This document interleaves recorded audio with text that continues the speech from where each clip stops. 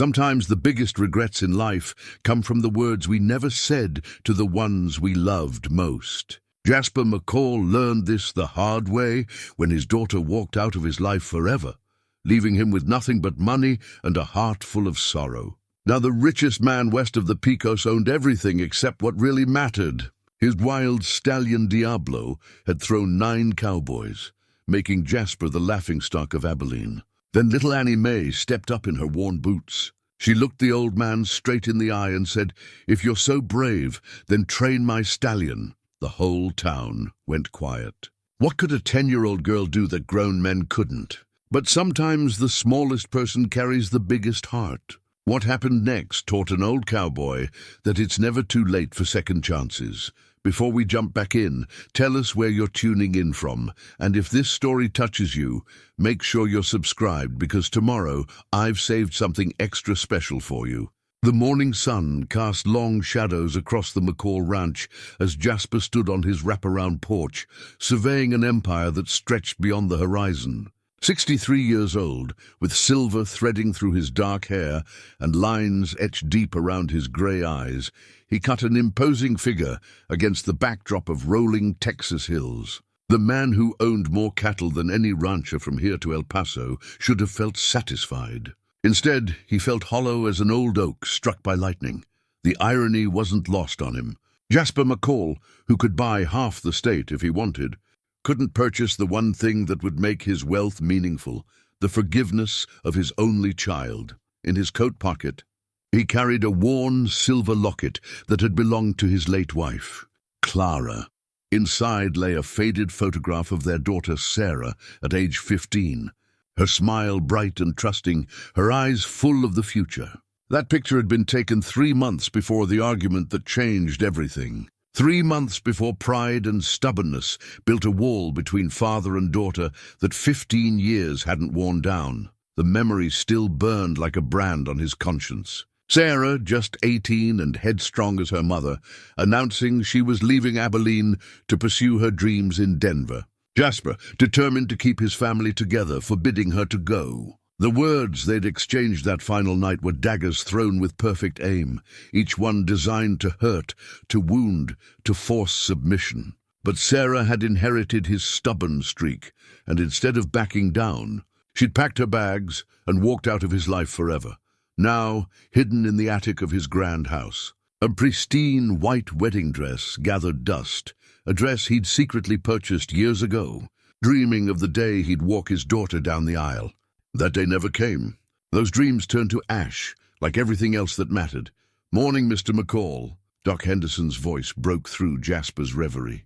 The town physician was making his weekly rounds, his medical bag worn smooth from decades of tending to the people of Abilene.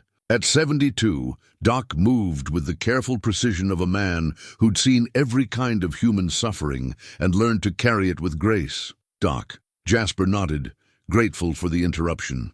"Coffee's fresh if you want some." "Don't mind if I do." Doc settled onto one of the porch rockers with a satisfied sigh. "Heard tell there's been some excitement around your corral lately." Jasper's jaw tightened. Of course the whole town was talking about yesterday's spectacle. 9 cowboys, good men, experienced riders, had tried and failed to break Diablo.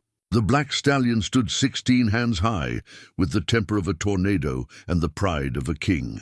Jasper had bought him 3 years ago as a symbol of his own success. But the horse had become something else entirely, a living reminder of everything he couldn't control. "That horse is making me look like a fool," Jasper muttered, pouring Doc a cup of coffee from the pot he kept warming on the porch. "Maybe that's not such a bad thing," Doc replied thoughtfully. "Sometimes we need to be brought down a notch or two." "Keeps us humble," Jasper snorted. "Easy words from a man who doesn't have half the county laughing behind his back. You know what I think?" Doc leaned back in his rocker, studying Jasper with those sharp blue eyes that had seen through countless lies and pretenses over the years. "I think that horse is the least of your worries. When's the last time you had a real conversation with someone? Not business talk. I mean the kind of talking that actually matters." The question hit closer to home than Jasper cared to admit. Since Clara's death 8 years ago, and especially since Sarah's departure, He'd built walls around himself higher than his own property fences. He conducted business with a handshake and a nod, attended church services in silence, and spent his evenings alone in a house too big for one man's sorrow. "I talk plenty," Jasper said defensively. "Orders aren't conversations," Doc replied gently. "Neither are negotiations or weather observations.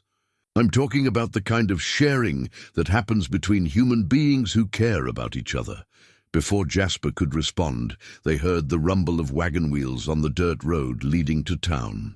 Mayor Willis was approaching, his round face red from exertion and his usual nervous energy more pronounced than usual. At 55, Willis had never met a problem he couldn't solve with enthusiasm, and the firm belief that everything would work out for the best if people just tried hard enough. "Jasper, thank heavens you're here," Willis called out, climbing down from his wagon with the graceless urgency of a man carrying important news. "We need to talk about this school situation. The town's one-room schoolhouse had been damaged in a spring storm. Its roof partially collapsed and walls weakened by years of harsh weather and deferred maintenance. The children of Abilene had been sharing space in the back of Hendrick's general store for their lessons, but winter was coming, and the arrangement wouldn't last much longer. The county board says they can't help us until next year's budget," Willis continued, mopping his forehead with a handkerchief despite the cool morning air. "But these children need a proper education now, not next year." "I was hoping—" "I know what you're hoping," Jasper interrupted. "And the answer's the same as it was last week. I'm not in the charity business." The truth was more complicated than that, though Jasper would never admit it aloud. He'd grown up poor, the son of a failed dirt farmer who'd drunk away what little they had. Education had been a luxury his family couldn't afford, and Jasper had built his fortune through hard work, sharp dealing, and the kind of practical intelligence that came from necessity rather than books. Part of him resented the assumption that his money should solve everyone else's problems. Another part, the part he tried to ignore, wondered what good his wealth was if it couldn't make a difference in people's lives. "There's something else," Willis said, his voice dropping to a more serious tone. "It's about little Annie Mae Patterson." Jasper knew the name, though he'd never paid much attention to the girl herself. Annie Mae lived on the outskirts of town with her grandmother Martha, in a small house that had seen better days. The girl's parents had died in a wagon accident when she was just 5, leaving her in the care of a woman who survived on the charity of neighbors and the small garden behind her house. "What about her?" Jasper asked, though he suspected he already knew. "She was at the corral yesterday," Doc said quietly. "Saw the whole thing with Diablo. Afterward, she came up to me and asked if I thought someone smaller might have better luck with that horse." "She's just a child," Willis added hastily. "Can't be more than 10 years old. But she's got something in her eyes, a kind of determination I haven't seen since Sarah," Doc finished, and the words hung in the morning air like smoke from a distant fire. Jasper felt something twist in his chest at the comparison. He'd avoided looking too closely at Annie Mae Patterson precisely because there was something about her that reminded him of his daughter at that age. The same stubborn set to her jaw, the same way of looking at the world like it was full of possibilities instead of disappointments. "The girl's grandmother is worried sick about her," Willis continued. "Martha says Annie Mae's been talking about nothing else since yesterday. She's convinced she can do what those cowboys couldn't." Martha Patterson was a woman Jasper respected, though they'd never been close. She'd raised 5 children of her own before taking on Annie Mae, and she'd done it with the kind of quiet dignity that came from faith rather than wealth. At 68, she was still strong enough to tend her garden, and wise enough to know when to speak and when to listen. "What does Martha want me to do about it?" Jasper asked, though he suspected he already knew the answer to that as well. "She wants you to tell Annie Mae it's impossible," Doc said. "But I don't think that's what the girl needs to hear.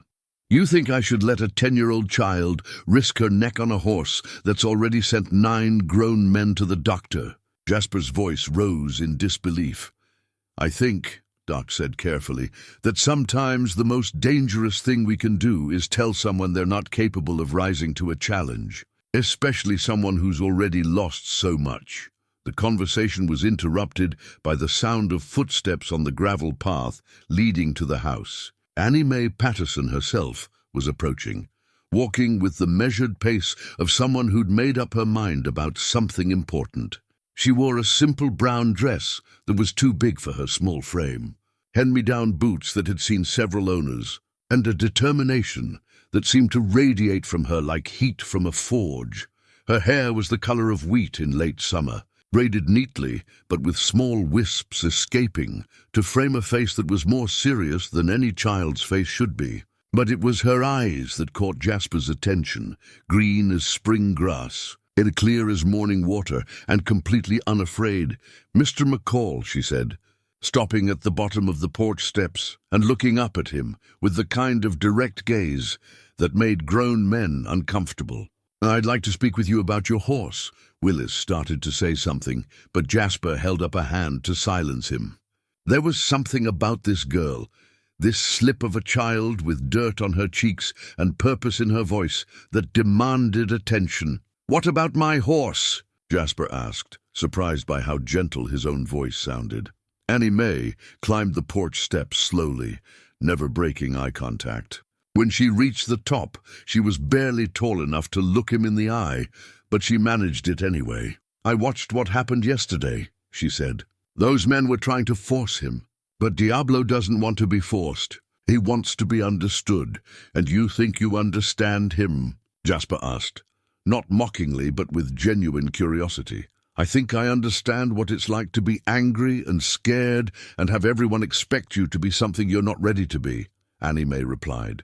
"My mama used to say that the wildest horses just need someone patient enough to listen to what they're really saying." The mention of her mother caught Jasper off guard. He remembered now. Annie Mae's mother had been Rebecca Stewart before she married Tom Patterson. Rebecca had worked with horses before her marriage, had a reputation for being able to gentle even the most difficult animals. "She died too young, like too many good people in this hard country. Your mama was a wise woman," Jasper said softly. "But she was also a grown woman with years of experience. You're just a little girl." Annie Mae's chin lifted slightly, a gesture so reminiscent of Sarah that Jasper felt his breath catch. "That's what everyone says. But maybe being little isn't always a disadvantage. Maybe sometimes it means you can see things that bigger people miss." Doc Henderson leaned forward in his rocker, his eyes bright with interest. "What kind of things, child?" Annie Mae turned to him, grateful for the question. "Diablo's not mean, he's lonely. And he's not wild. He's just waiting for someone who won't hurt him. All those cowboys yesterday, they climbed on him like he was something to be conquered instead of something to be partnered with." The words hit Jasper like a physical blow. How many times had he approached his own relationships the same way? Trying to conquer instead of partner, to force instead of understand. He thought of Sarah, of the way he'd tried to bend her will to his instead of listening to her dreams. "Even if you're right about the horse," Mayor Willis said gently, "your grandmother would never forgive us if we let you get hurt. And frankly, neither would I. What if we made a bargain?" Annie Mae asked, looking directly at Jasper again. "What if I could prove I can handle Diablo without getting hurt? Would you listen to what I have to say then?" Jasper found himself studying this remarkable child with new eyes. She wasn't asking for permission to risk her life. She was asking for the chance to prove herself on her own terms. It was exactly the kind of request Sarah might have made at that age, and exactly the kind of request he'd always refused without really listening. What kind of bargain? He heard himself asking. Annie Mae smiled then, the first time since she'd arrived, and the expression transformed her serious face into something bright and hopeful. "If you're so brave, then train my stallion," she said, her voice clear and strong in the morning air. "Give me a fair chance to show what I can do. If I fail, I'll work in your stables for a year without pay. But if I succeed, if I can ride Diablo like he was meant to be ridden, then you'll give the town that land they need for a new schoolhouse." The silence that followed was profound. Mayor Willis looked like he'd swallowed his tongue. Doc Henderson was grinning like he'd just witnessed a miracle, and Jasper felt something stirring in his chest that he hadn't felt in 15 years. The possibility that maybe, just maybe, it wasn't too late for second chances after all. The town of Abilene had seen its share of spectacles over the years, but nothing quite like what unfolded that crisp October morning when Annie Mae Patterson made her stand.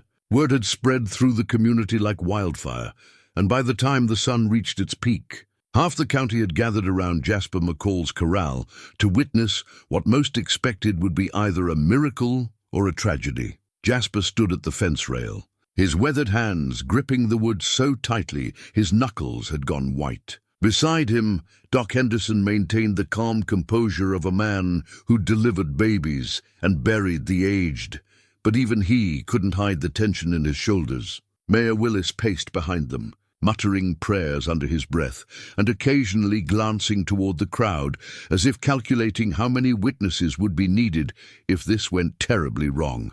Martha Patterson had arrived just after dawn, her face a map of worry and pride.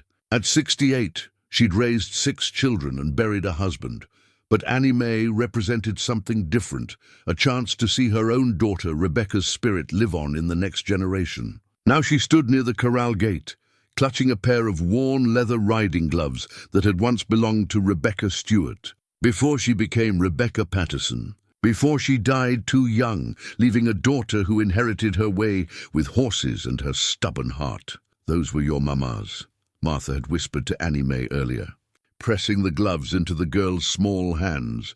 She wore them when she gentled Old Thunder for the preacher's wife. Said they brought her luck, but I think they just reminded her that some things are worth the risk. Annie Mae had taken the gloves with the reverence of someone receiving a sacred trust. They were too big for her 10-year-old hands, but she'd worked her fingers into them anyway, feeling the soft leather that had been shaped by her mother's grip, warmed by her mother's touch. Wearing them, she felt less alone in the daunting task ahead.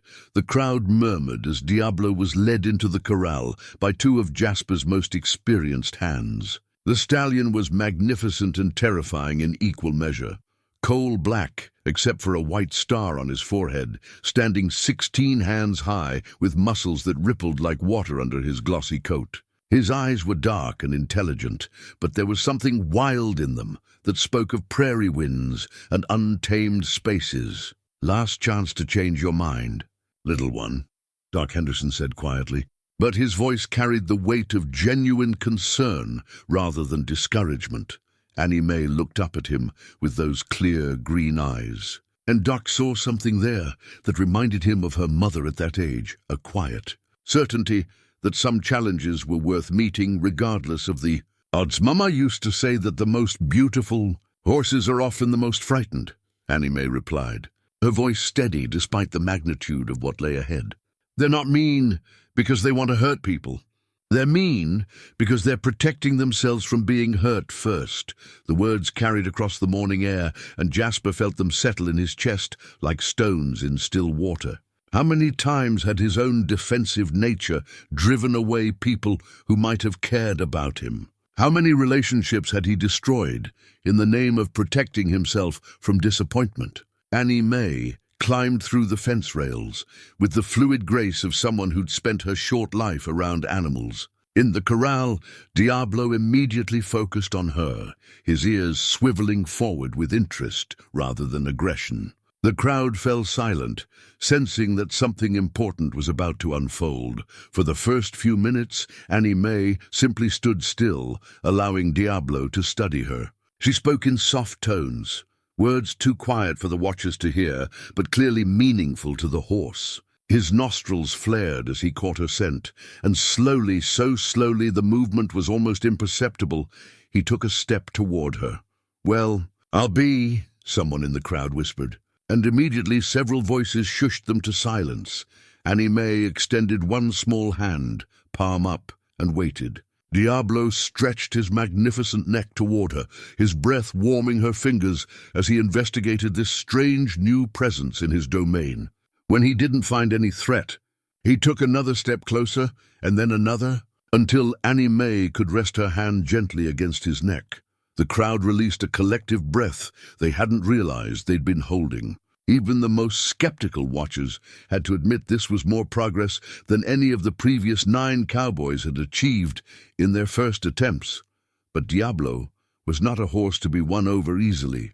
As Annie Mae reached for the halter that hung on a nearby post, the stallion's demeanor changed instantly. His ears pinned back against his skull, his eyes rolled white with sudden panic, and he reared up on his hind legs with a sound that was part scream, part challenge. Annie Mae stumbled backward, avoiding the flailing hooves by mere inches. The crowd gasped, and Martha Patterson took an involuntary step toward the corral before forcing herself to stop.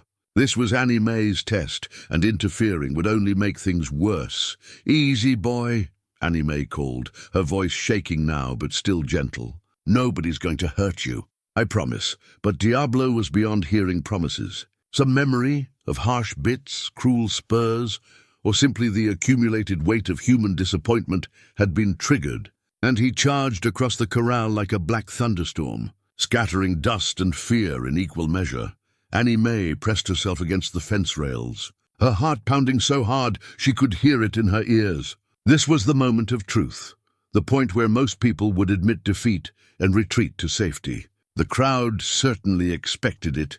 Several voices called out for her to come back through the fence, to accept that some challenges were simply too great for a child to meet. Instead, Annie Mae closed her eyes and thought about her mother. Rebecca Stewart had been thrown by horses more times than anyone could count, but she'd always gotten back up, always tried again with patience and understanding instead of force and frustration. The riding gloves on Annie Mae's hands seemed to warm with remembered courage. When she opened her eyes, Diablo had stopped charging and was standing in the center of the corral, his sides heaving with exertion and emotion. He looked as confused and frightened as she felt, and in that moment, Annie Mae understood something that had eluded 9 grown men. "You're not angry," she said aloud, her voice carrying clearly in the morning air. "You're scared. Just like me." She pushed away from the fence and walked slowly toward the center of the corral, not approaching Diablo directly, but simply sharing the space with him. When she reached the middle, she sat down cross-legged in the dirt, making herself as small and non-threatening as possible. "My mama died when I was 5, she said conversationally, as if she were talking to a friend instead of a horse that had just tried to trample her. "I was scared for a long time after that. Scared that everyone I loved would leave me. Scared that I wasn't strong enough to take care of myself. Scared that if I tried to do anything important, I'd just fail and make everything worse." Diablo's ears swiveled toward her voice, and gradually his breathing began to slow. "But you know what I learned?" Annie Mae continued, pulling absently at the grass beside her. "Being scared doesn't mean you can't be brave. It just means you have to choose to be brave even when you're scared." Around the corral, the crowd watched in fascination as something unprecedented unfolded. Diablo, the horse that had terrorized 9 experienced cowboys, began to move slowly toward the small girl sitting in the dirt. Not charging this time, but approaching with the cautious curiosity of a wild creature recognizing a kindred spirit. When he reached her, Diablo lowered his great head and gently nuzzled Annie Mae's shoulder. She reached up with one gloved hand and stroked his neck, and the stallion made a soft sound that was almost like a sigh. "There you are," she whispered. "There's the horse you really want to be." Jasper McCall stood at the fence rail, watching this impossible scene unfold, and felt something crack open in his chest that had been locked away for 15 years. This child, this remarkable, courageous child, was doing something he'd never learned to do. She was meeting fear with understanding instead of force, responding to wildness with patience instead of dominance. The moment was broken by a sudden commotion at the edge of the crowd. A rider was approaching at full gallop, dust flying from his horse's hooves as he raced toward the corral. It was Jimmy Henderson, Doc's youngest son, and the expression on his face suggested he carried urgent news. "Mr. McCall," Jimmy called out as he reined in his horse. "Sir, there's been an accident up at the north pasture. Lightning spooked the herd during the night, and they broke through the fence. All of your cattle are scattered from here to the county line, and some of them are headed straight for the Patterson place. The implications hit everyone at once. If a panicked herd of cattle reached Martha Patterson's small homestead, they could destroy everything she owned in a matter of minutes. Her garden, her house, even her life could be at risk if she tried to stand in their way. Martha went pale as she processed the news. But before anyone could react, Annie Mae was on her feet in the corral. "How much time do we have?" she asked, her voice steady, despite the magnitude of this new crisis. "Maybe an hour," Jimmy replied. "They're moving fast, and there's nothing between them and your grandmother's place except open ground." Annie Mae looked at Diablo, then at Jasper, then back at the horse. In that moment, everyone understood what she was thinking, and the audacity of it took their breath away. "You can't be serious," Martha said, but her voice carried more pride than protest. "Diablo's the fastest horse in the county," Annie Mae said simply. "If anyone can get ahead of that herd and turn them away from grandmother's place, it's him. The question is whether he trusts me enough to let me try." She held out her hand to the stallion, palm up, just as she had before. Diablo sniffed her fingers, then gently placed his muzzle in her palm, a gesture of trust that was worth more than all the gold in Jasper McCall's coffers. Jasper said quietly, his voice rough with emotion he couldn't quite name, "I guess we're about to find out just how brave you both really are." Well, the morning sun climbed higher as Annie Mae stood in the corral with Diablo, the weight of the moment pressing down on everyone present like the promise of a thunderstorm. The stallion's trust was fragile as spun glass, earned through patience rather than force. And now she was asking him to carry her into danger for the sake of people he didn't know. Martha Patterson watched from the fence rail, her weathered hands clutching a frayed lasso that had belonged to her late husband, the old training rope that Thomas Patterson had used to gentle his first horse 40 years ago. She'd brought it thinking Annie Mae might need it, but now she held it like a prayer rope, each worn fiber a testament to the belief that some problems required traditional wisdom rather than brute strength. "Annie Mae," Martha called softly, "your grandfather used this rope to train every horse he ever owned. He always said the secret wasn't in forcing the animal to submit, but in convincing it to choose partnership over solitude."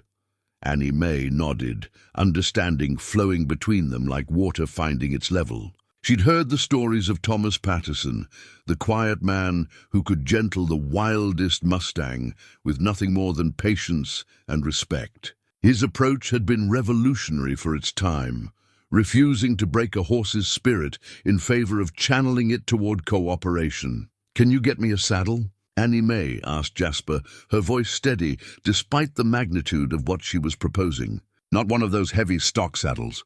Something lighter that won't make Diablo feel trapped." Jasper nodded to one of his hands, who quickly retrieved a smaller saddle from the tack room, one that had belonged to Clara years ago, before illness took away her strength for riding. It was tooled leather, worn smooth by use but still strong, and it carried the faint scent of the lavender water Clara had always worn. As the saddle was brought forward, Diablo tensed again, his nostrils flaring with remembered fear. 9 cowboys had tried to force similar equipment onto his back, and each attempt had ended in conflict and pain. But Annie Mae approached the situation differently. She took the saddle herself, small as she was, and simply held it where Diablo could see and smell it. She spoke to him in the same gentle tones she'd used before, explaining what she intended to do and why it mattered. "This isn't about making you do what I want," she said, stroking his neck with her free hand. "This is about us helping each other. My grandmother needs us, and those cattle need someone to guide them away from her home. But I can't do it alone, and neither can you." Doc Henderson leaned against the fence, marveling at what he was witnessing. In 45 years of medical practice, he'd seen courage take many forms. But this was something different. The courage of understanding rather than conquest, of partnership rather than domination. "She's got something those cowboys didn't have," he murmured to Jasper. "She's not trying to prove she's stronger than the horse. She's trying to prove she's worthy of his partnership." Jasper watched as Annie Mae slowly, carefully placed the saddle on Diablo's back. The stallion trembled but didn't bolt, his dark eyes fixed on the girl's face as if reading her intentions in her expression. When she began to tighten the cinch, he shifted nervously but allowed it, trusting her gentle hands over his own instincts for self-preservation. "Easy, boy," Annie Mae whispered. "Just like dancing with a partner. We move together, or we don't move at all." The first attempt to mount was nearly a disaster. As soon as Annie Mae's foot touched the stirrup, Diablo sidled away, his ears pinned back with anxiety. She didn't force the issue, instead stepping back and waiting for him to calm down. The crowd stirred restlessly. Time was passing, and with each minute, the scattered cattle moved closer to Martha's homestead, but rushing would only make things worse. And Annie Mae had learned patience from the best teacher of all, necessity. She tried again, this time talking constantly to Diablo, explaining each movement before she made it. "I'm going to put my foot here," she said, touching the stirrup. "Then I'm going to pull myself up just like climbing a tree. You don't have to do anything except stand still and let me figure this out." On the third attempt, she managed to swing her leg over Diablo's back and settle into the saddle. The stallion tensed like a coiled spring, every muscle in his body ready to explode into bucking fury. But Annie Mae simply sat still and continued talking to him. "See? That wasn't so bad. Now we're partners. You carry me, and I'll guide us where we need to go. But the real work, the important work, we'll do that together." Mayor Willis checked his pocket watch with growing anxiety. "We've got maybe 40 minutes before that herd reaches the Patterson place," he announced, his voice carrying the weight of official responsibility. "If you're going to do this, it needs to be now." Annie Mae nodded, her small hands gentle on the reins. She'd never ridden a horse this powerful before, but she'd grown up around animals, and more importantly, she'd grown up listening to her grandmother's stories about her mother's gift with horses. Rebecca Stewart Patterson had possessed an intuitive understanding of equine psychology that bordered on the mystical. The gate to the corral swung open, and Diablo took his first steps into the larger world with Annie Mae on his back. The crowd parted to give them room, and Jasper found himself holding his breath as he watched the unlikely pair emerge into the open space beyond the corral. For a moment, everything seemed perfect. Diablo moved with the fluid grace of a natural athlete, and Annie Mae sat his back like she'd been born to it. They made a complete circuit of the yard at a walk, then moved into a gentle trot that demonstrated the harmony possible between human and horse when both parties chose cooperation over conflict. But as they approached the edge of the yard, where the open range began, Diablo's demeanor changed. The vastness of the prairie called to something wild in his spirit, and suddenly the constraints of saddle and rider felt like chains rather than partnership. He broke into a gallop without warning, his powerful strides eating up ground at a pace that left the watchers gasping with alarm. Annie Mae felt the change immediately, the shift from partnership to barely controlled chaos. Diablo wasn't trying to throw her, but he was testing the boundaries of their agreement, seeing if she would try to dominate him or trust him to make the right choices. Instead of fighting for control, she loosened the reins slightly and leaned forward over his neck. "All right. Boy," she called over the thunder of hoofbeats, "show me what you can do. But remember, we're in this together." The response was immediate and dramatic. Diablo's frantic gallop smoothed into something more purposeful, and Annie Mae felt the exact moment when the horse's panic transformed into determination. They were no longer girl and stallion engaged in a battle of wills. They were a team with a mission to accomplish.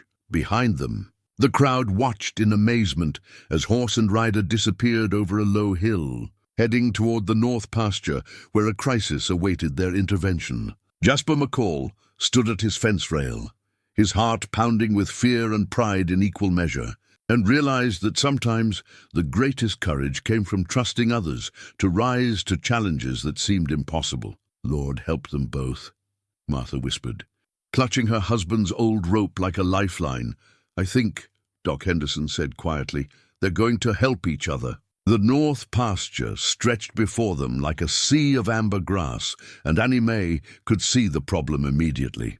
Dark shapes moved across the landscape in scattered groups, Jasper's cattle, still spooked from the previous night's lightning, wandering without direction or purpose.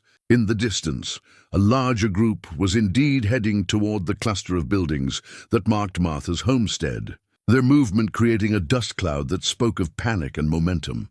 Diablo seemed to understand the situation instinctively.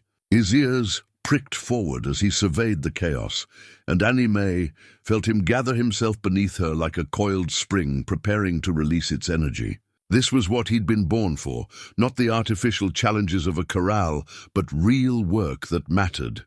There, Annie Mae pointed toward the advancing herd. We need to get ahead of them and turn them back toward the main pasture. As they rode, she found herself thinking about a conversation she'd had with Jasper just the week before, when she'd come to the ranch to help Martha deliver eggs to the kitchen.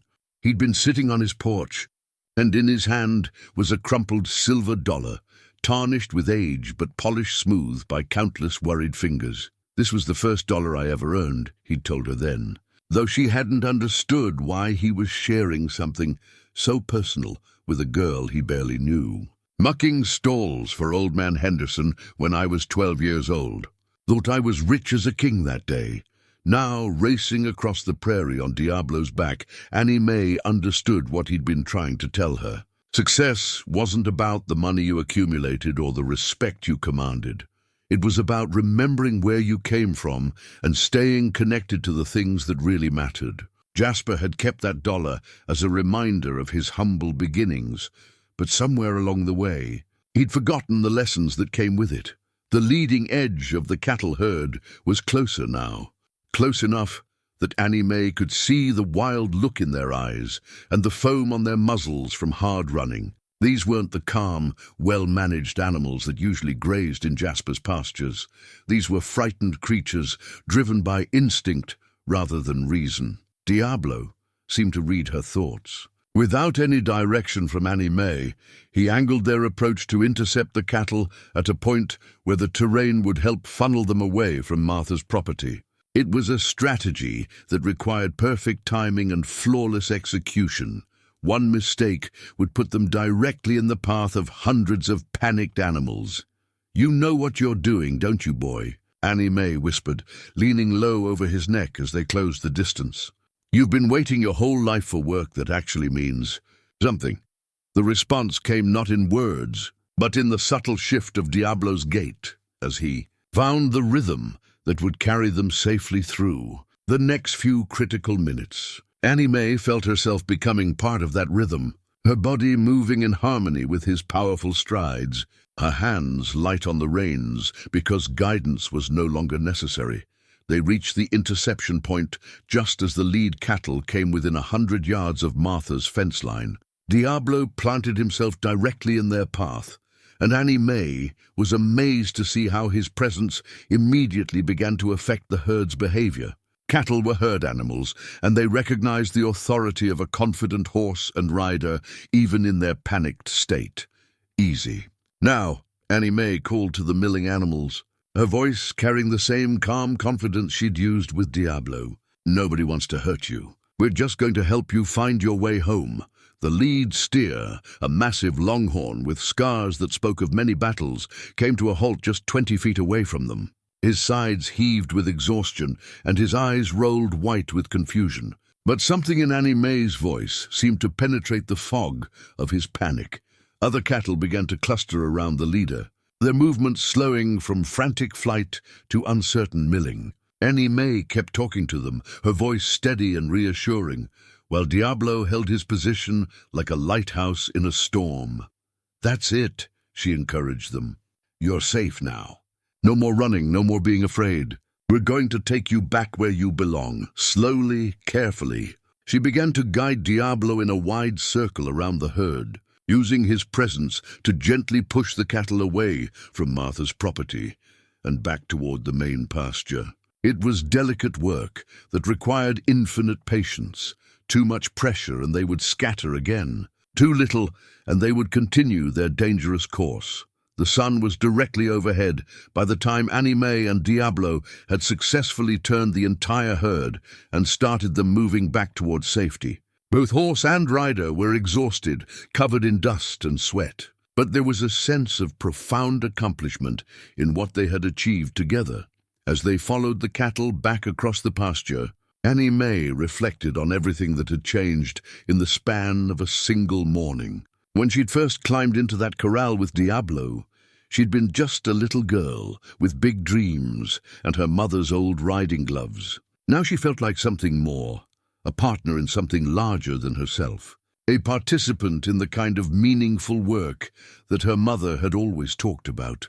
Martha was waiting for them at the pasture gate, her weathered face creased with worry that transformed into profound relief as she saw the cattle streaming safely back toward their proper home.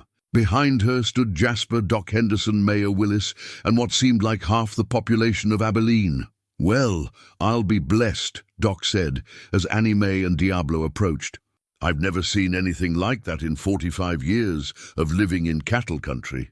Jasper stepped forward as Annie Mae dismounted, and she was surprised to see something that looked suspiciously like tears in his grey eyes. "That was the finest piece of horsemanship I've ever witnessed," he said quietly. "Your mother would be proud." The words hit Annie Mae harder than she'd expected. She'd spent 5 years trying to live up to memories of Rebecca Patterson, wondering if she'd inherited any of her mother's legendary gift with animals. Today, for the first time, she felt like maybe she had. "Diablo did most of the work," she replied, stroking the stallion's neck with genuine affection. "I just tried not to get in his way." "That," Jasper said with a smile that transformed his weathered face, "might be the most important lesson anyone can learn about working with horses, people for that matter." As the crowd began to disperse, talking excitedly about what they'd witnessed, Martha approached her granddaughter with the kind of fierce pride that comes from watching someone you love exceed every expectation. "Your grandfather's rope brought you luck today," she said, holding up the frayed lasso that had remained untouched throughout the entire adventure. "No, grandmother," Annie Mae replied, looking at Diablo with new understanding. "I think the rope taught me something more important than luck. It taught me that the best way to solve a problem isn't to force a solution. It's to find a partner and work together towards something better." Jasper overheard the comment and felt something shift in his chest, like a door opening in a room that had been locked for far too long. This remarkable child had just demonstrated something that had eluded him for most of his adult life: the power of approaching challenges with patience and understanding, rather than force and dominance. As he watched Annie Mae lead Diablo back toward the barn, Jasper found himself thinking about that crumpled silver dollar in his desk drawer, and wondering if maybe it wasn't too late to remember the lessons that came with earning it honestly. 3 weeks had passed since the cattle incident, and the relationship between Jasper McCall and Annie Mae Patterson had settled into something neither of them could have predicted. Every morning after her lessons in the back of Hendrick's General Store, Annie Mae would walk to the ranch to work with Diablo. What had begun as a challenge had evolved into something deeper, a daily partnership that was transforming both horse and girl in ways that surprised everyone who witnessed it. Jasper found himself looking forward to these visits with an anticipation that caught him off guard. He would watch from his porch as Annie Mae approached, her small figure moving with the confident stride of someone who had found her place in the world.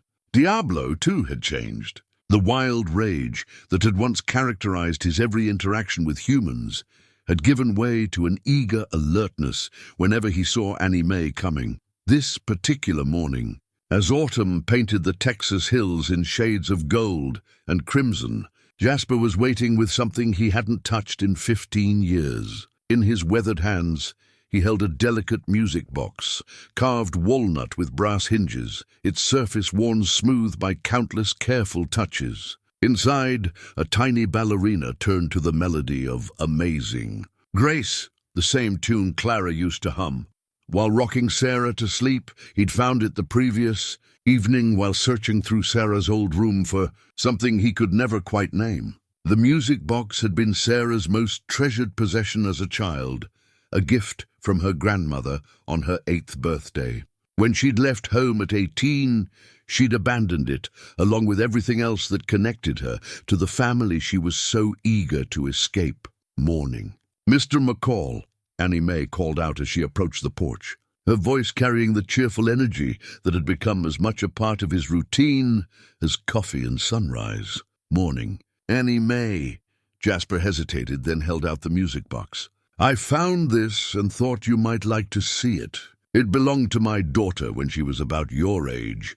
Annie Mae climbed the porch steps and accepted the music box with the careful reverence she showed toward all fragile things. When she wound the key and opened the lid, the tiny ballerina began to turn, and amazing grace filled the morning air with its gentle melody. "It's beautiful," she whispered, watching the delicate figure spin. "Why did she leave it behind?" The question hit Jasper like a physical blow, because he'd been wondering the same thing for 15 years. Why had Sarah left everything that should have mattered? Why had his attempts to provide for her and protect her only driven her further away? "I think," he said slowly, choosing his words with the care of a man walking through a minefield, "she left it behind because she was angry with me, and maybe because holding on to it would have made it harder to build the life she wanted for herself." Annie Mae studied his face with those clear green eyes that seemed to see more than any 10-year-old should.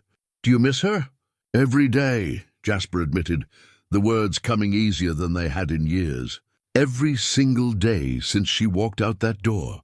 They sat in comfortable silence for a while, the music box playing its gentle tune, while Diablo whinnied from the corral, impatient for his daily session with Annie Mae. Finally, she closed the lid carefully and handed it back to Jasper.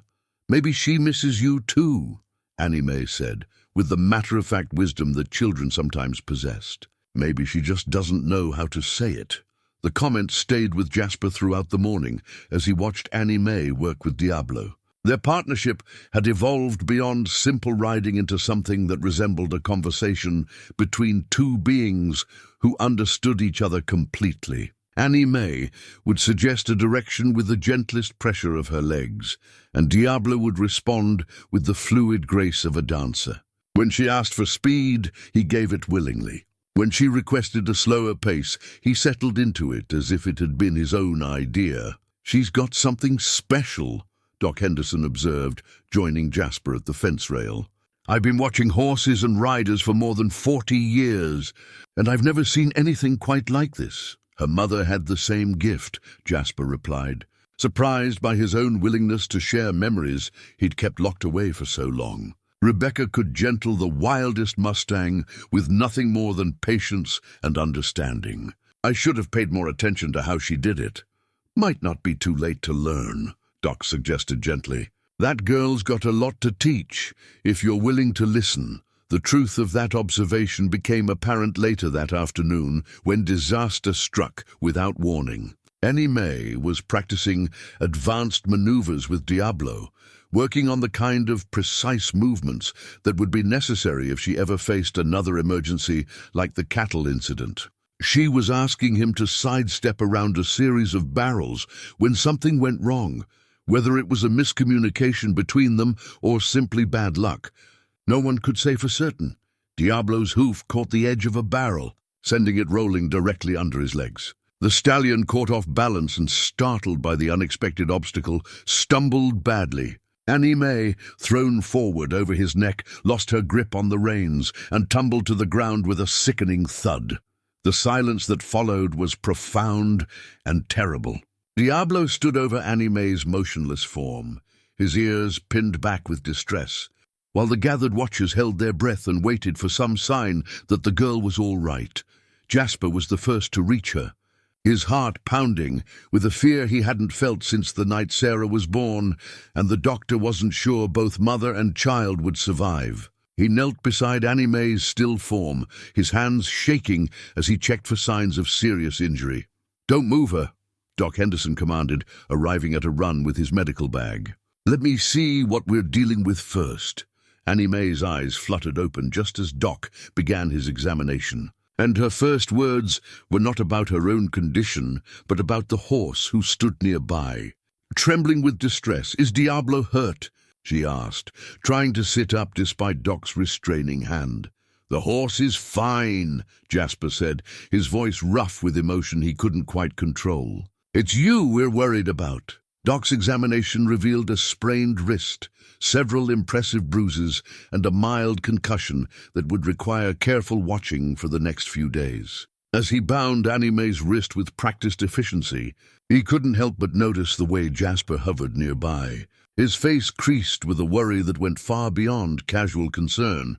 "She'll be fine," Doc assured him quietly. "But she needs to take it easy for a while. No more riding until that wrist heals properly." The pronouncement hit Annie Mae harder than the fall had. Tears sprang to her eyes, not from physical pain, but from the prospect of being separated from Diablo just when their partnership was reaching new heights. "But what about Diablo?" she protested. "He needs the work. He needs to know that what happened wasn't his fault." Jasper found himself studying this remarkable child with new eyes. Even injured and shaken, her first concern was for the horse's emotional well-being rather than her own physical comfort.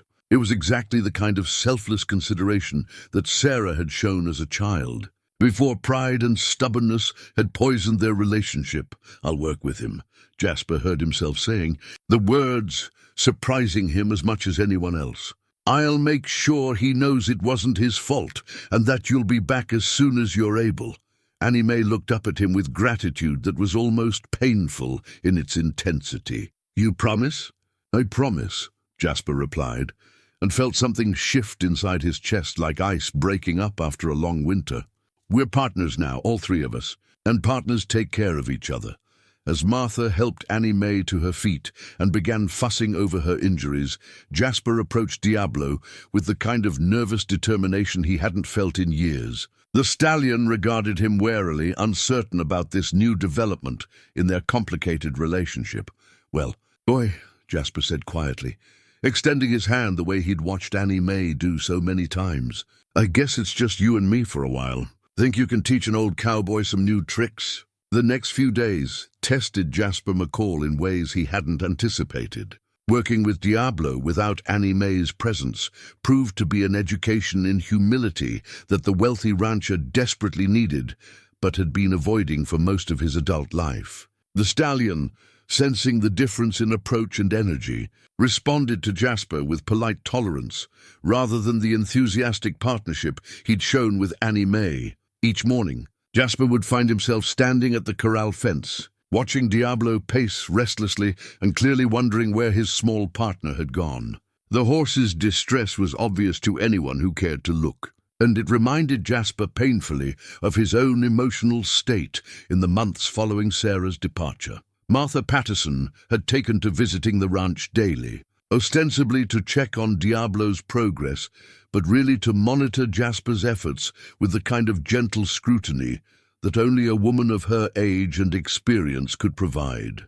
She would arrive each afternoon carrying her worn leather Bible, its pages soft from decades of reading and marked with pressed flowers from Annie Mae's mother's funeral. "That horse is grieving," she observed on the third day, watching as Diablo stood at the far end of the corral, his magnificent head turned toward the road that led to town. "He doesn't understand why Annie Mae hasn't come back." Jasper nodded, his own heart heavy with understanding. "I've been thinking the same thing. How do you explain to a horse that separation doesn't mean abandonment?" Martha gave him a look that was both knowing and compassionate. "The same way you'd explain it to anyone else who's been hurt by people leaving. You show them, through your actions, that some bonds are strong enough to survive temporary distance." The conversation stayed with Jasper as he continued his work with Diablo throughout that week. He began to understand that the horse's training was as much about building trust as it was about developing skills. Every gentle touch, every patient repetition of commands, every moment of calm presence was a message that said, "You matter. You are not forgotten. You will not be abandoned." It was during one of these sessions that Annie Mae finally returned to the ranch, her sprained wrist still bound, but her spirits high with anticipation. Diablo's reaction to seeing her was immediate and profound. He whinnied with joy and trotted to the fence with the enthusiasm of a dog greeting a beloved owner after a long absence. "Did you miss me, boy?" Annie Mae asked, reaching through the fence rails to stroke his neck with her uninjured hand. "I missed you too." Every single day, Jasper watched the reunion with a mixture of happiness and something that might have been envy. When had he last experienced that kind of uncomplicated joy at seeing another person? When had anyone ever greeted his arrival with such obvious delight? "How has he been?" Annie Mae asked, turning to Jasper with concern evident in her green eyes. "Restless," Jasper admitted. "Cooperative when we work together, but clearly waiting for someone more important to return." Annie Mae smiled at that, understanding exactly what Jasper meant. "He's learned to trust you, though. I can see it in the way he's standing. A month ago, he would never have let you get this close without showing some sign of tension." She was right, Jasper realized. In the week since Annie Mae's accident, his relationship with Diablo had evolved from mutual wariness to something approaching friendship. The horse still preferred Annie Mae's company, but he no longer viewed Jasper as a potential threat. "Your grandmother's been helping me understand some things," Jasper said, nodding toward Martha, who was sitting on a nearby bench, reading quietly from her Bible, about patience and trust, and the difference between training and partnership. Martha looked up from her reading with a smile that held decades of wisdom. "Jasper's been learning that the same approaches that work with horses also work with people.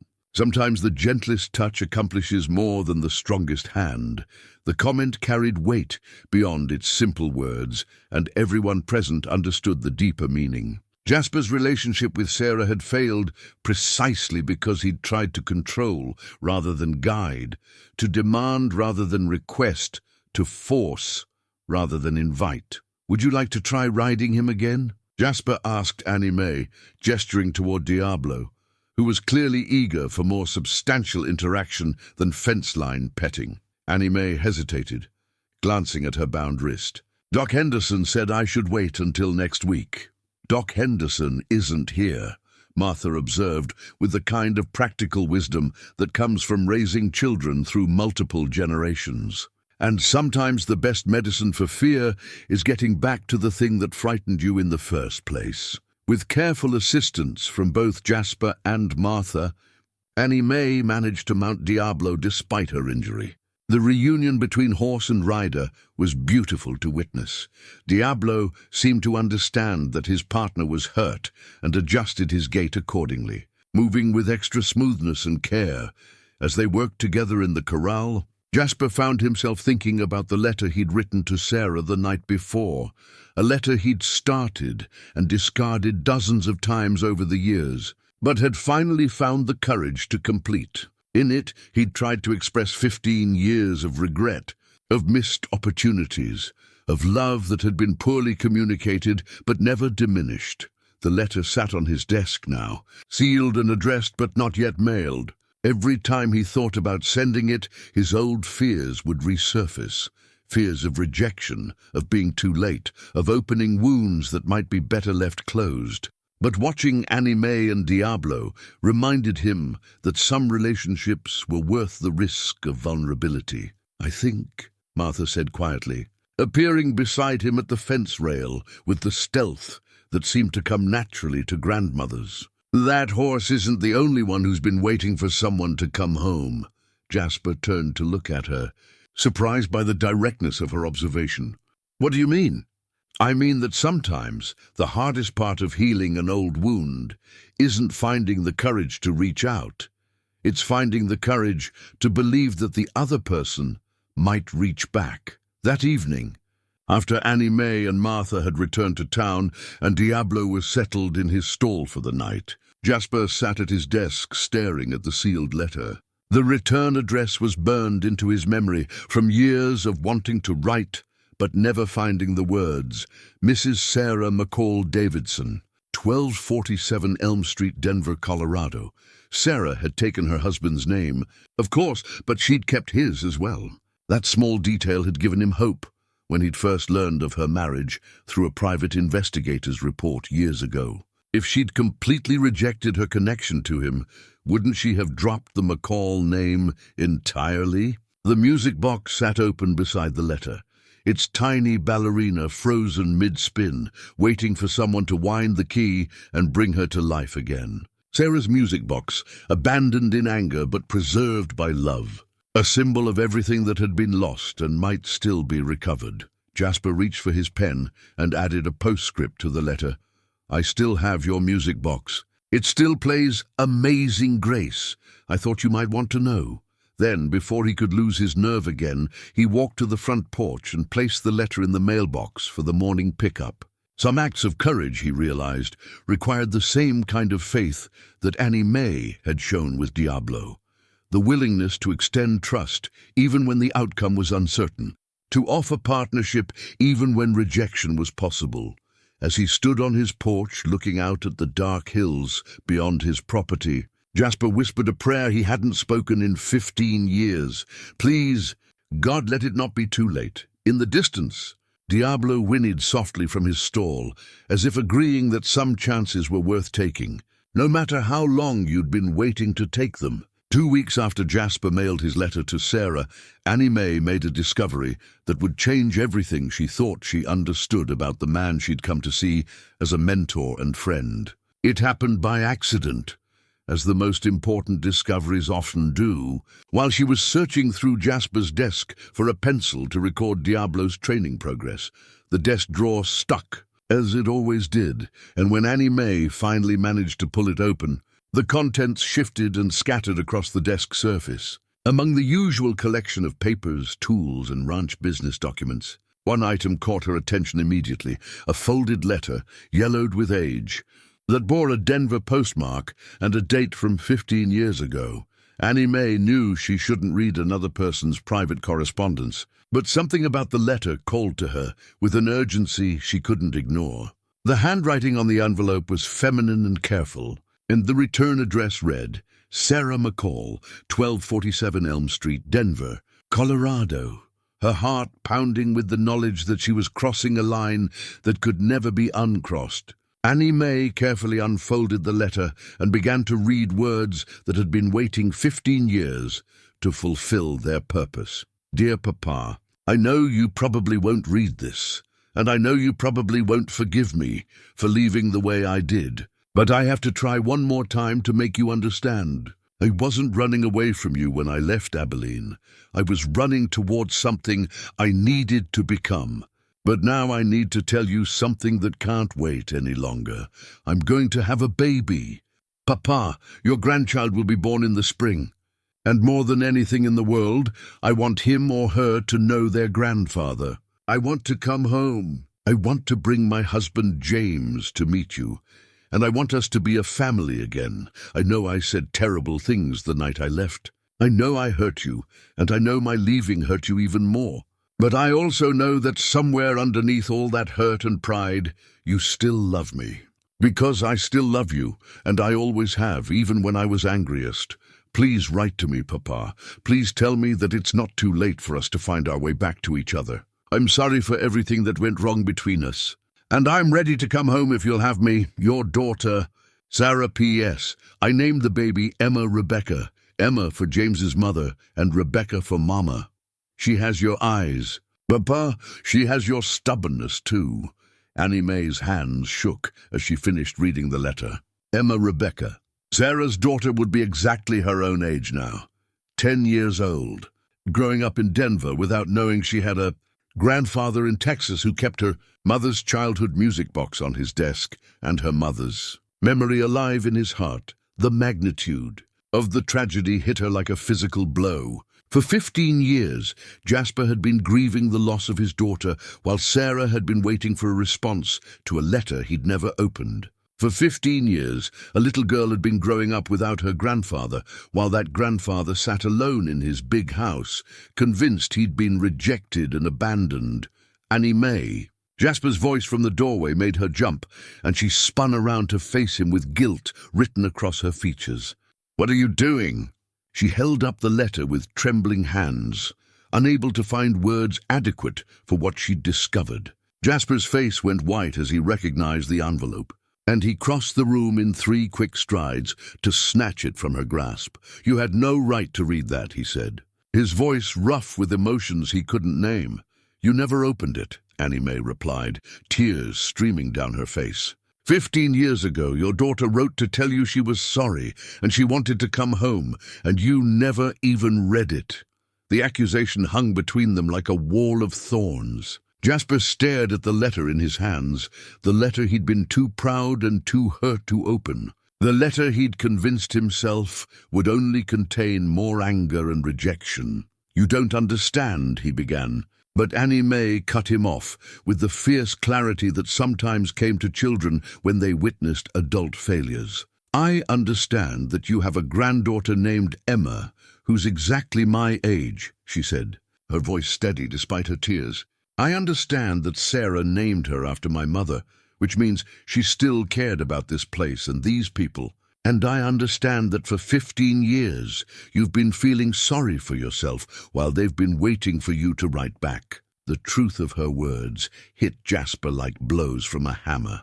Everything he'd believed about Sarah's departure, her anger, her rejection, her desire to cut all ties with her past, had been wrong. She tried to bridge the gap between them, tried to heal the wounds their pride had inflicted, and he'd been too stubborn and too hurt to give her the chance. "What have I done?" he whispered, sinking into his desk chair like a man who'd received a mortal wound. "Dear God, what have I done?" Annie Mae's anger melted away at the sight of his devastation, replaced by the kind of compassion that came from her own experience with loss and regret. She moved around the desk and placed her small hand on his shoulder. "It's not too late," she said gently. "Sarah might still be in Denver. Emma might still want to know her grandfather.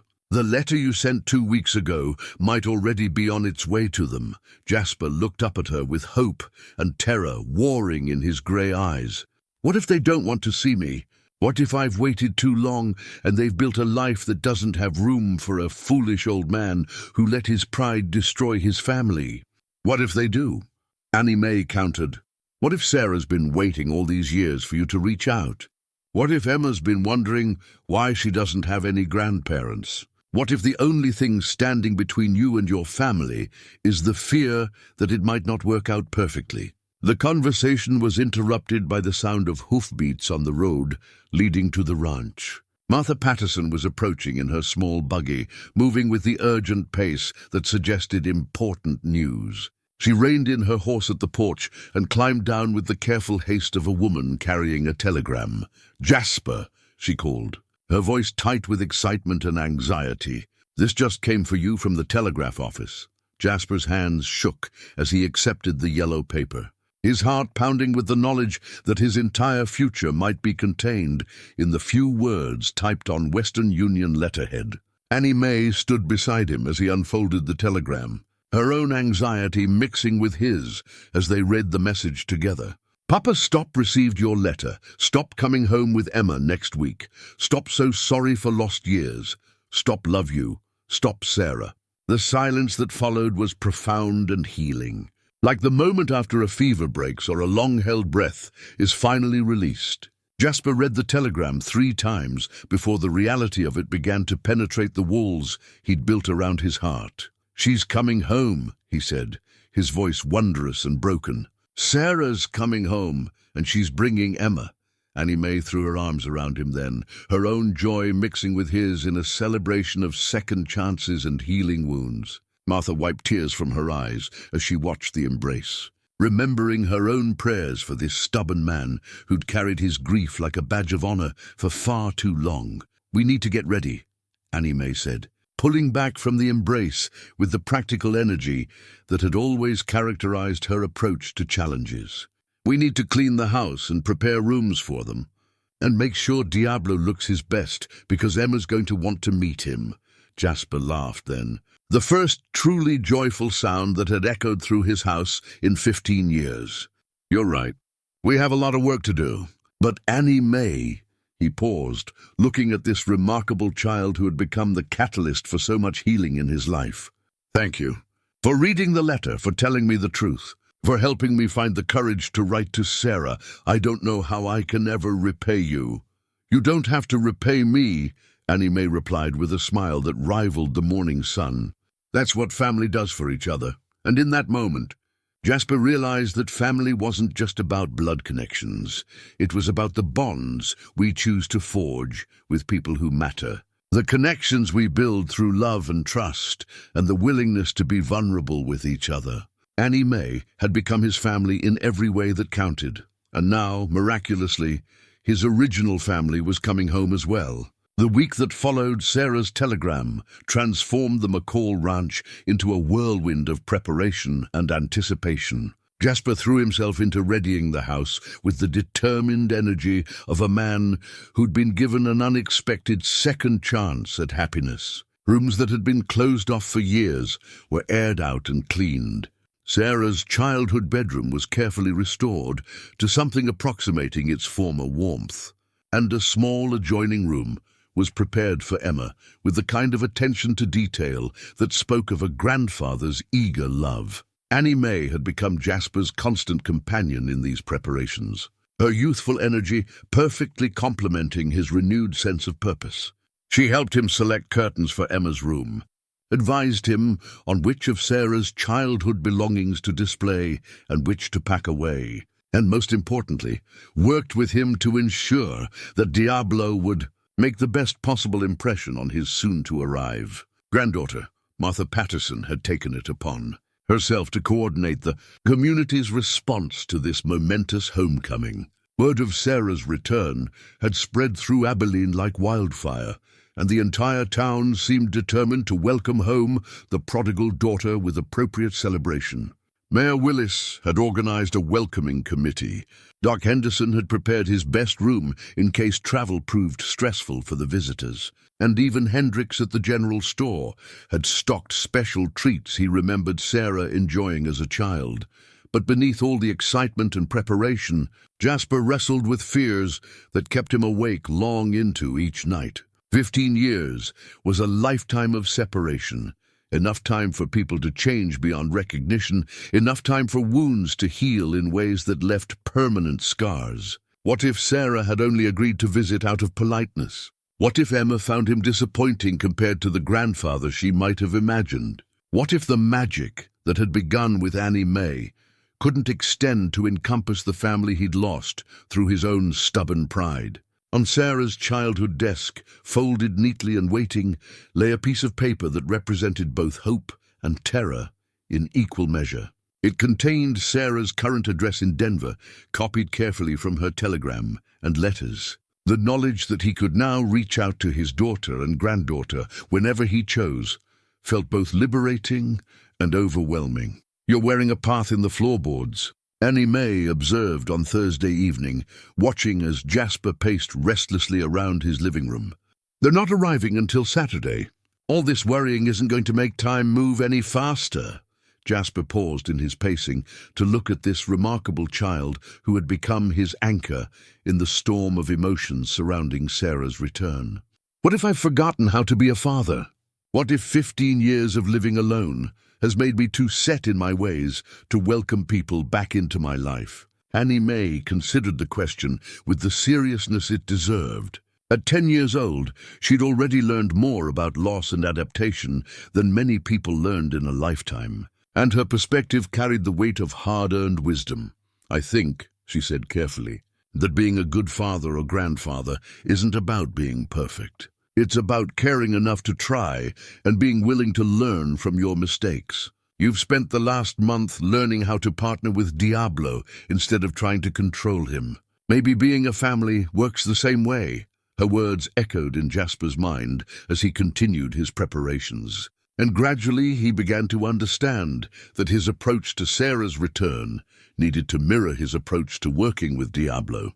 Instead of trying to control the outcome or force a particular kind of relationship, he needed to offer partnership and let Sarah and Emma choose how to respond. Friday morning brought unexpected drama when a second telegram arrived, this one shorter and more urgent than the first. Papa, stop arriving tomorrow. Stop train delayed. Stop Emma, nervous about meeting you. Stop, please be patient. Stop Sarah. The news that Emma was nervous struck Jasper harder than he'd expected. Of course she would be anxious. He was a stranger to her, a grandfather who existed only in whatever stories Sarah had chosen to tell over the years. The weight of making a good first impression suddenly felt enormous. She's probably just as scared as you are, Annie Mae said when Jasper shared the telegram with her. Think about it. She's 10 years old, traveling to a place she's never seen to meet a grandfather she's never known. I bet she's wondering the same things you are. What if he doesn't like me? What if I don't know how to be a granddaughter? What if everything goes wrong? The parallel hadn't occurred to Jasper, but once Annie Mae pointed it out, it seemed obvious. Emma was facing the same uncertainties he was, but from the perspective of a child who had even less control over the situation. What would make you feel better if you were in her position? He asked Annie Mae. Annie Mae thought for a moment, then smiled with sudden inspiration. I think I'd want to know that my grandfather had something special planned just for me. Something that showed he'd been thinking about me and looking forward to meeting me. The idea sparked something in Jasper's mind, and he found himself thinking about the music box that still sat on his desk, Sarah's childhood treasure that played Amazing Grace, and might now serve as a bridge between generations. But Emma needed something of her own, something that would belong to her and represent the beginning of their relationship rather than the remnant of her mother's past. That afternoon, Jasper made a trip into town that surprised everyone who witnessed it. He visited Hendrick's general store, the blacksmith shop, and finally Miller's leather goods, emerging with packages that he refused to let anyone examine. Annie Mae watched his mysterious activities with growing curiosity, but respected his desire to keep his plans private. The final surprise of the day came in the form of Doc Henderson's visit, just as the sun was setting. The old physician arrived with news that brought both excitement and additional pressure to the already charged atmosphere. The whole county's planning to come see Sarah and meet Emma, Doc announced, settling onto the porch with his customary cup of coffee. Mayor Willis has been fielding inquiries all day from folks who remember Sarah as a little girl and want to welcome her home properly. Jasper felt his stomach tighten at the thought of his reunion with Sarah, becoming a public spectacle. The last thing he wanted was for their first conversation in 15 years to take place in front of an audience of well-meaning neighbors. I appreciate everyone's enthusiasm, he said carefully, but I think Sarah and Emma might prefer a quieter homecoming. They'll have enough adjusting to do without worrying about performing for a crowd. Doc nodded, with the understanding of a man who'd witnessed many family reunions over the decades. I'll have a word with Willis. We can organize a proper welcome celebration later, after they've had time to settle in. That evening, as Jasper sat on his porch, watching the stars appear in the darkening sky, he reflected on how much had changed since the morning Annie Mae first challenged him about Diablo.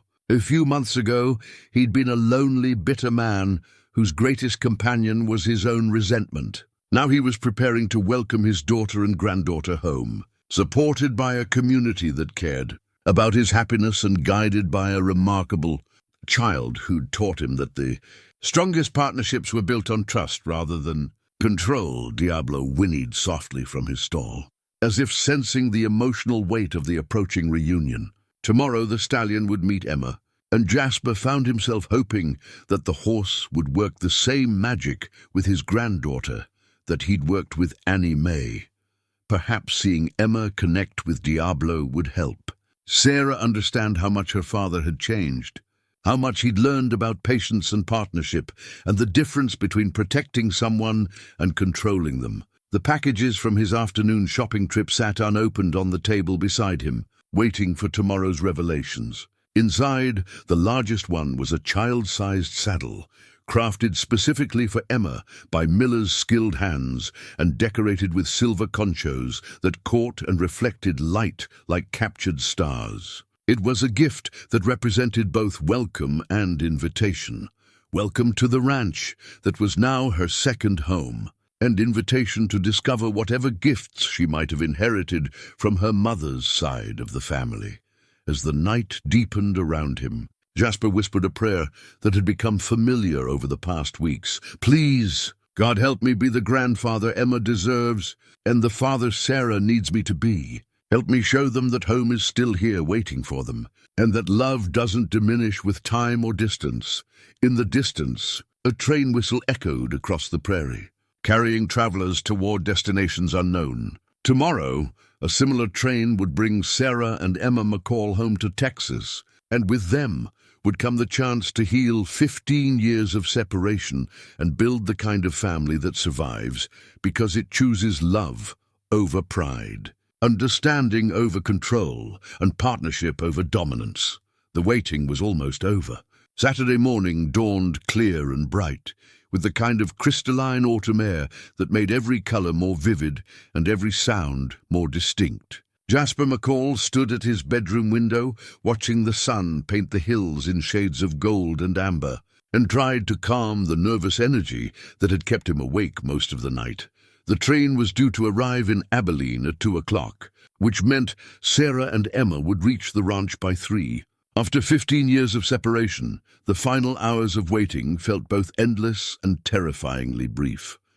Annie Mae arrived at the ranch just after breakfast, leading Diablo from his stall with the kind of confident authority that still amazed everyone who witnessed it. She'd braided ribbons into the Stallion's mane, not the gaudy decorations that some might choose for such an occasion, but simple blue ribbons that complemented his coal-black coat without diminishing his natural dignity. "He knows something special is happening," she observed, watching as Diablo pranced with unusual animation. "Horses can sense anticipation just like they sense fear or anger."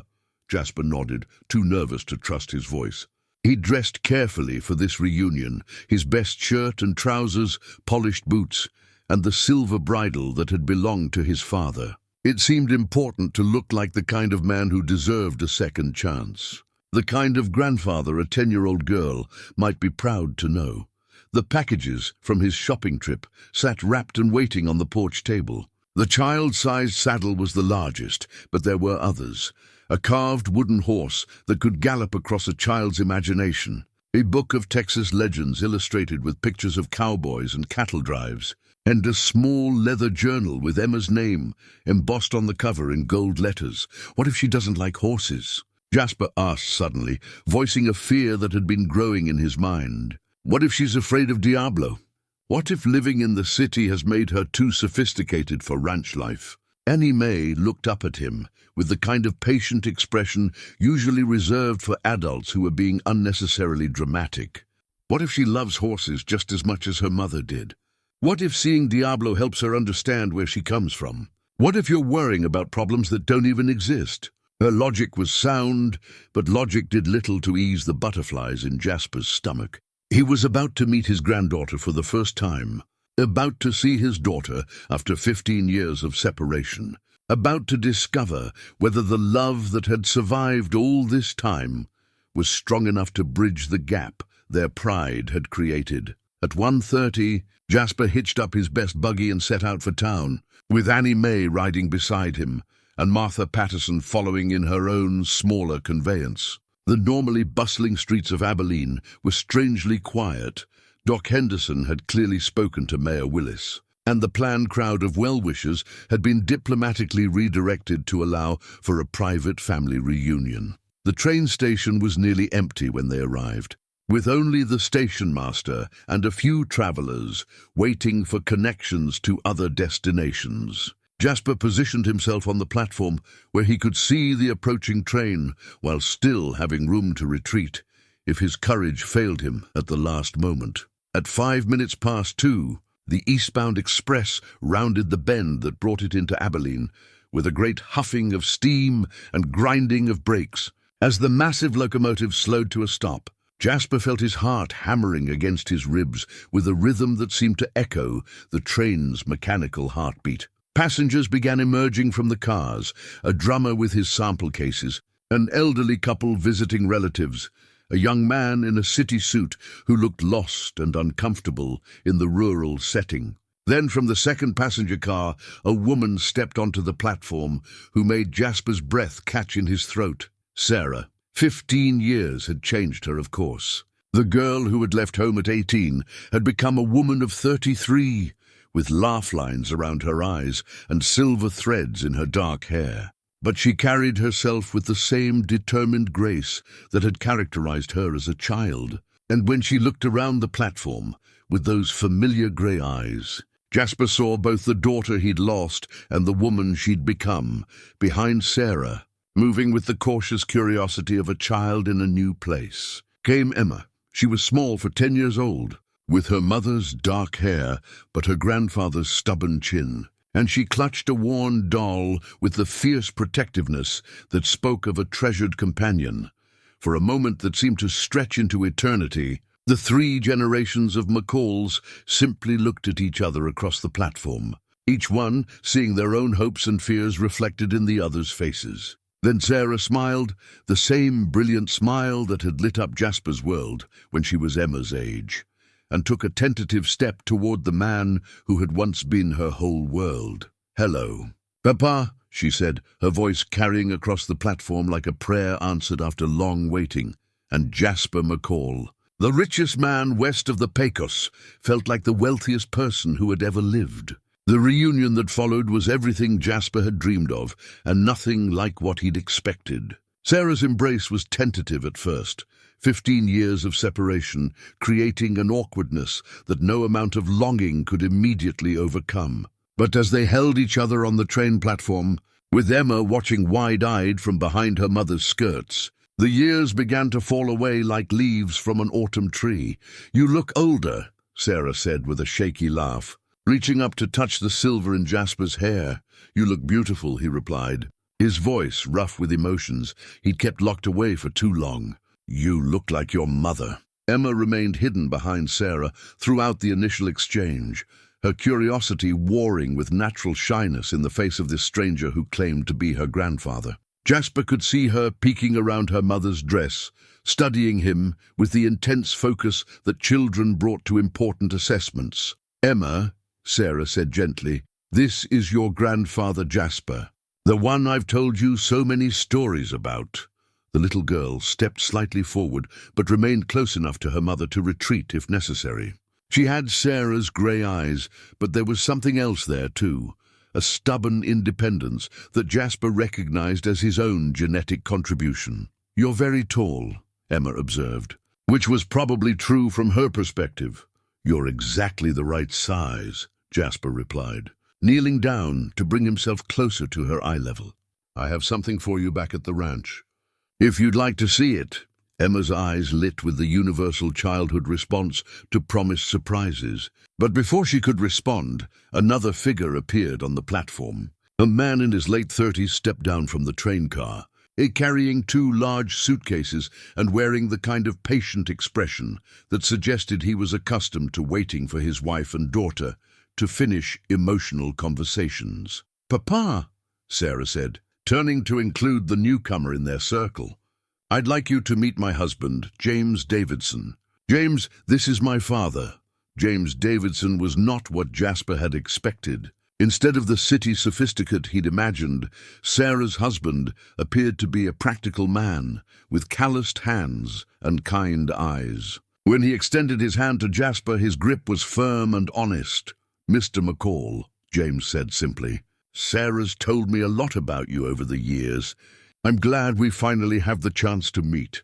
There was no judgment in his voice, no resentment over the lost years or the silence that had kept them apart. Just the straightforward friendliness of a man who understood that families were complicated and that people deserved second chances. The drive back to the ranch was filled with the kind of careful conversation that marked the beginning of renewed relationships. Sarah pointed out changes in the town, exclaimed over things that remained exactly as she remembered them, and gradually relaxed into the familiar rhythms of the place she'd once called home. Emma, wedged between her parents in the buggy, peppered Annie Mae with questions about everything she saw. The two girls had taken to each other immediately, recognizing kindred spirits despite their different backgrounds. Annie Mae explained about the ranch, about Diablo, about the cattle and the horses and the vast sky that stretched from horizon to horizon. "Is it true that you rode a wild horse?" Emma asked, her voice filled with the kind of awe that every 10-year-old reserved for truly impressive feats. "He's not really wild," Annie Mae explained. "He was just scared and lonely. Sometimes when people think something is wild or mean, it's really just hurt and needs someone to understand." The comment carried more weight than Annie Mae probably intended, and Jasper felt Sarah's eyes on him as they approached the ranch house. How much of his own story was reflected in Annie Mae's simple explanation of Diablo's transformation? The ranch itself exceeded even Sarah's nostalgic memories.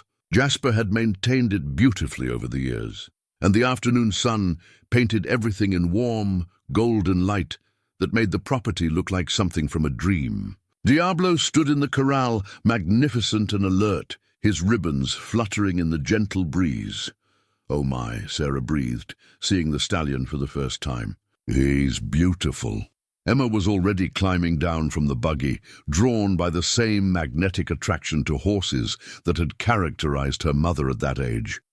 She approached the corral fence with Annie Mae beside her, and Jasper held his breath as he watched his granddaughter meet the horse that had become such an important part of his own healing. "Hello." "Diablo," Emma said softly, extending her small hand toward the fence. "Annie Mae says you're brave and strong and kind.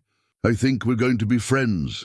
Diablo approached the fence with the careful grace that had become his trademark, and when he gently nuzzled Emma's outstretched fingers, the little girl's delighted laughter rang across the ranch yard like church bells celebrating a long-awaited homecoming. In that moment, watching his granddaughter connect with the horse that had taught him so much about patience and partnership, Jasper understood that the circle was finally complete. The years of separation hadn't been wasted. They'd been preparation for this moment when past and future could meet in perfect harmony. Sarah slipped her hand into his as they stood watching, Emma and Annie Mae with Diablo, and the telegram that had made this reunion possible seemed like a distant memory. What mattered now was not the lost years, but the found ones stretching ahead. Years filled with laughter and learning, and the kind of love that grows stronger with each passing season. 6 months later, the sound of children's laughter echoed across the McCall ranch as the new schoolhouse rose from the foundation that bore a granite cornerstone engraved with simple but powerful words, "In honor of Annie Mae's courage." The building was everything Mayor Willis had dreamed of and more, spacious, well-lit, and positioned on the hill where it could be seen from every approach to Abilene. Jasper stood watching the construction from his porch, a cup of morning coffee in his weathered hands and a sense of contentment in his heart that he'd never thought possible. Sarah sat in the rocking chair beside him, her own cup steaming in the cool morning air. While Emma and Annie Mae worked with Diablo in the corral below, the changes in their lives had been profound but gradual, like the slow turning of seasons or the patient growth of strong trees. Sarah and James had decided to stay in Abilene permanently, James finding work managing the town's grain elevator while Sarah took over the day-to-day operations of the ranch with the kind of natural authority she'd inherited from both her parents.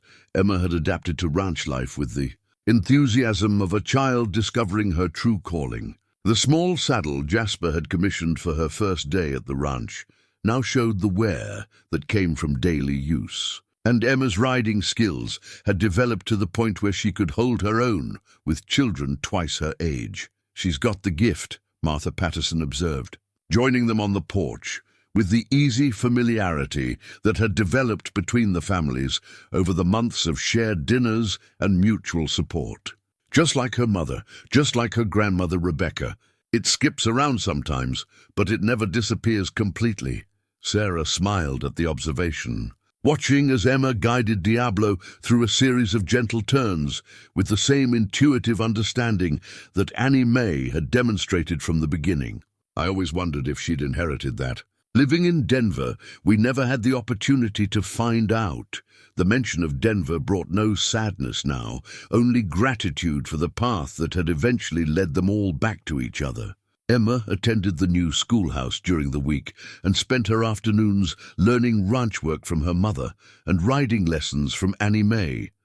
The arrangement suited everyone perfectly, creating the kind of intergenerational partnership that strengthened with each passing day. Diablo himself had become something of a local legend.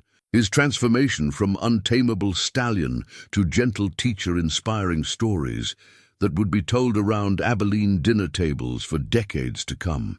Children from all over the county came to the ranch for riding lessons, and Diablo seemed to understand his role as educator, adjusting his behavior to match each young rider's skill level and confidence.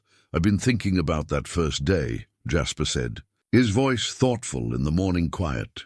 "When Annie Mae looked me in the eye and said, 'If you're so brave, then train my stallion,' I thought she was talking about the horse. She was talking about more than that," Sarah replied, understanding immediately what her father meant. She was talking about learning to trust, about finding the courage to be vulnerable, about discovering that the strongest relationships are built on partnership rather than control. The wisdom in her words reflected the healing that had taken place between them over the months since her return. They'd had difficult conversations about the night she'd left, about the letter he'd never opened, about the years of silence that had cost them both so much. But they'd approached those conversations with the same patience and understanding that Annie Mae had shown with Diablo, choosing to build bridges rather than walls. James appeared from the direction of the new schoolhouse, his clothes dusty from the morning's construction work, and his face bright with the satisfaction that came from meaningful labor. He'd integrated into the community with the same quiet competence he brought to everything, earning respect through actions rather than words. "The roof beams are going up today," he announced, settling onto the porch steps with the easy comfort of a man who'd found his place in the world. "Miller thinks we'll have the whole building finished by the end of the month. Just in time for the harvest celebration," Martha added, referring to the annual festival that had become Abilene's most important community event. "This year's going to be special, with the new school and all the families that have moved to the area since word got out about our little miracle worker." She nodded toward Annie Mae, who was currently teaching Emma how to communicate with Diablo using nothing more than body language and gentle voice commands. The sight of the two girls working together with the magnificent black stallion had become a daily source of joy for everyone who witnessed it. The festival Martha mentioned would indeed be special, but not just because of the new schoolhouse. It would mark the first anniversary of the day Annie Mae had stood in Jasper's corral and challenged him to find the courage to trust. It would celebrate not just the physical building that housed their children's education, but the emotional and spiritual rebuilding that had transformed an entire community's understanding of what was possible when people chose hope over fear. As the morning progressed toward noon, Doc Henderson arrived with news that had become routine over the past months. Another family was moving to Abilene, drawn by stories of the town where a little girl had tamed a wild horse and helped heal a broken family in the process. The population had nearly doubled since Annie Mae's first ride on Diablo, and the economic prosperity that followed had benefited everyone. "We're going to need a bigger school soon," Doc observed with satisfaction, watching the construction progress from his position on the porch. "Good problems to have," Jasper replied, thinking about the changes that had transformed not just his family, but his entire understanding of what made life worth living. The best problems, actually, as the sun reached its zenith over the ranch, casting sharp shadows and brilliant light in equal measure. Jasper McCall reflected on the journey that had brought them all to this moment. A year ago, he'd been the richest man west of the Pecos and the loneliest. Now he was still wealthy, but he'd learned that true riches came from relationships built on trust, understanding, and the courage to be vulnerable with the people who mattered most. In the corral below, Emma's delighted laughter rang out as Diablo responded to her guidance with the kind of partnership that made both horse and rider better than they could be alone. It was a sound that carried across the prairie like a promise that some stories have endings worth waiting for, that some challenges lead to transformations beyond imagination, and that it's never too late for second chances when hearts are brave enough to try. The cornerstone of the new schoolhouse caught the midday sun and threw back light that could be seen for miles, a beacon of hope and possibility that would guide travelers toward home for generations to come. And carved in that stone, Annie Mae's name would remind future visitors that sometimes the smallest person carries the biggest heart. And sometimes the greatest courage comes from a child's willingness to see possibility where adults see only problems. This was their story, not just of a girl and a horse, but of a family that found its way back to each other, and a community that learned the difference between true strength and mere force. It was a story worth telling, worth remembering, and most importantly, worth living every single day.